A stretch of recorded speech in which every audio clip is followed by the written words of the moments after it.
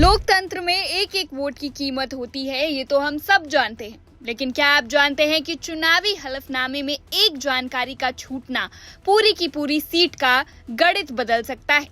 मध्य प्रदेश की राजनीति में कल कुछ ऐसा ही हुआ जिसने भोपाल से लेकर दिल्ली तक के सियासी गलियारों में भूचाल ला दिया। कांग्रेस की राज्यसभा उम्मीदवार मीनाक्षी नटराजन का नामांकन पत्र आखिरी वक्त पर रद्द कर दिया गया।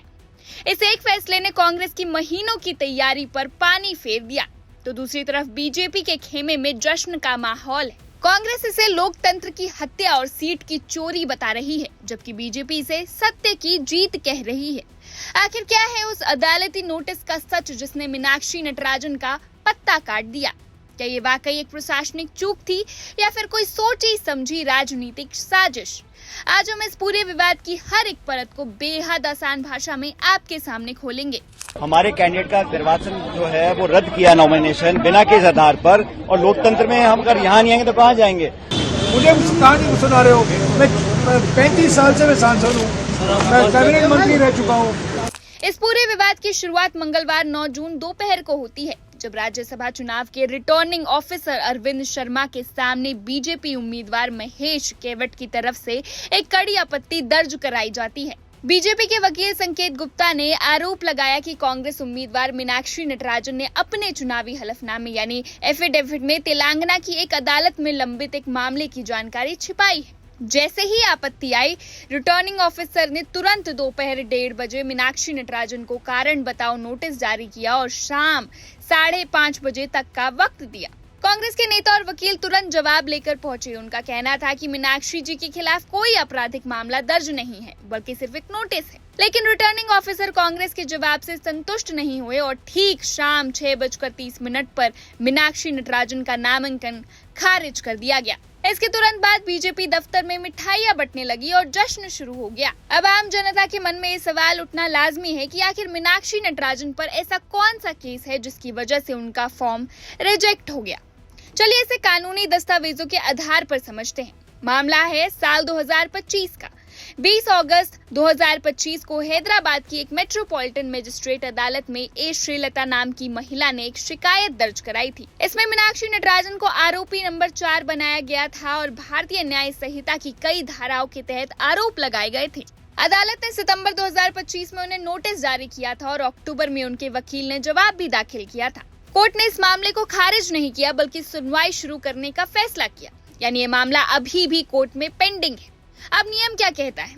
जनप्रतिनिधित्व अधिनियम 1951 के मुताबिक अगर आपके खिलाफ कोई भी मामला कोर्ट में विचाराधीन है तो हलफनामे में उसकी जानकारी देना अनिवार्य है।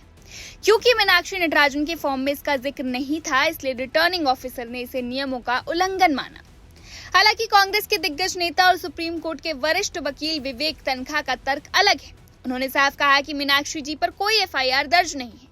ये सिर्फ 10 करोड़ रुपए की मुआवजे की कार्रवाई का एक नोटिस है, जिसे आपराधिक मामला नहीं कहा जा सकता है। जैसे ही भोपाल में नामांकन रद्द होने की खबर आई, कांग्रेस कार्यकर्ताओं का गुस्सा 7वें आसमान पर पहुंच गया।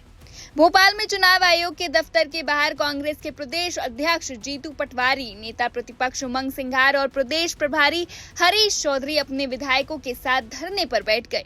कुछ नेता तो विरोध में सड़क पर ही लेट गए और जमकर नारेबाजी की। यूथ कांग्रेस ने मुख्यमंत्री डॉक्टर मोहन यादव के पुतले फूके। वहीं दूसरी तरफ दिल्ली में भी कांग्रेस आलाकमान ने मोर्चा संभाल लिया। कांग्रेस महासचिव केसी वेणुगोपाल, जयराम रमेश, भूपेश बघेल और सचिन पायलट सीधे केंद्रीय निर्वाचन आयोग के दफ्तर पहुंच गए। वहां नेताओं को अंदर जाने से रोकने पर काफी हंगामा हुआ, क्योंकि कांग्रेस प्रतिनिधिमंडल बिना किसी पूर्व सूचना के शाम 7:30 बजे के बाद वहां पहुंचा था, इसलिए कोई सीनियर अधिकारी मौजूद नहीं था।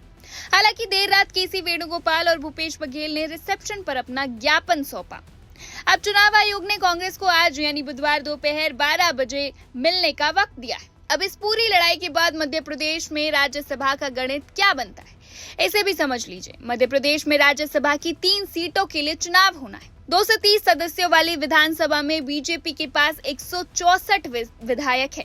कांग्रेस के पास प्रभावी रूप से सिर्फ 61 विधायक हैं, क्योंकि उनके 2 विधायक वोट देने के पात्र नहीं है।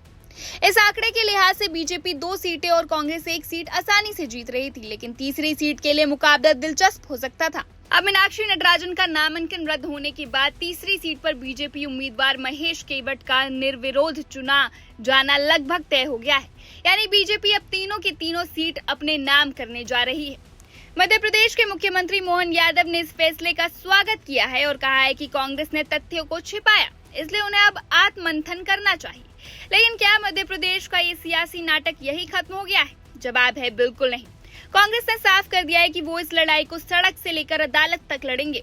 आज कांग्रेस पूरे राज्य में जिला मुख्यालयों पर उपवास और आंदोलन कर रही है। अब सबकी नजरें आज दोपहर 12 बजे दिल्ली में चुनाव आयोग के साथ होने वाली कांग्रेस नेताओं की बैठक पर टिकी है। क्या चुनाव आयोग इस मामले में कोई हस्तक्षेप करेगा या फिर कांग्रेस को अब देश की सबसे बड़ी अदालत यानी सुप्रीम कोर्ट का दरवाजा खटखटाना पड़ेगा? और क्या परिवाद और एफआईआर के इस कानूनी फेरबदल में कांग्रेस को अपनी खोई हुई सीट वापस मिल पाएगी? इन तमाम सुलगते सवालों पर हमारी नजर बनी रहेगी। आप देखते रहिए one India Hindi. Subscribe to One India and never miss an update. Download the One India app now.